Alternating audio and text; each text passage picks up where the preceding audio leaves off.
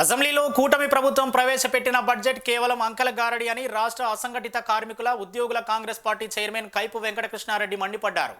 3,32,000 కోట్ల బడ్జెట్ అని గొప్పలు చెప్పుకుంటున్న ప్రభుత్వం రాష్ట్రంలో పేరుకుపోయిన అప్పుల గురించి ఎందుకు ప్రస్తావించలేదని ఆయన ప్రశ్నించారు. ముఖ్యంగా వెలుగొండ ప్రాజెక్టును 2026 నాటికి పూర్తి చేస్తామని చెబుతూనే బడ్జెట్లో రూపాయి కూడా కేటాయించకపోవడం గిరిజన ప్రాంతాల పట్ల ప్రభుత్వ నిర్లక్ష్యానికి నిదర్శనమని ధ్వజమెత్తారు.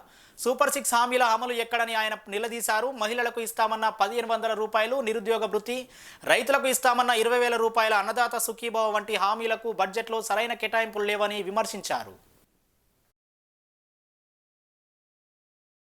32,000 కోట్లు బడ్జెట్ ప్రవేశపెడతా మన రాష్ట్రానికి ఉన్న అప్పులు కానీ చెప్పాలి కదా. ఆ లెక్కలు ఇంతవరకు చెప్పలేదు.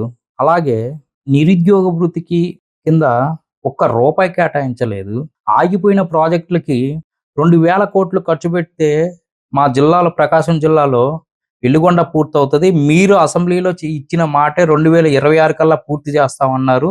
మరి దానికి రూపాయి కేటాయించలేదు. ఆడబిడ్డ నిధి కింద 1,500 ఇస్తా అన్నారు. మరి దానికి రూపాయి కేటాయించలేదు. అట్లాగే రైతు భరోసాకి సంవత్సరానికి 20,000 ఇస్తామన్నారు. మరి అదేమైపోయింది?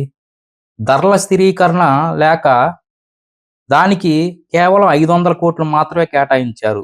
అసలు రైతులు అనేవాళ్ళు లబోదిబో అని గుండెలు పగిలేలా ఏడుస్తుంటే కళ్ళు కనపట్టలేదా? మిర్చి రైతులు ఏమైపోయింది? పొగాకు రైతులు ఏమైపోయారు? పత్తి రైతులు ఏమైపోయారు? వరి నాటుకునే రైతులు ఏమైపోయారు?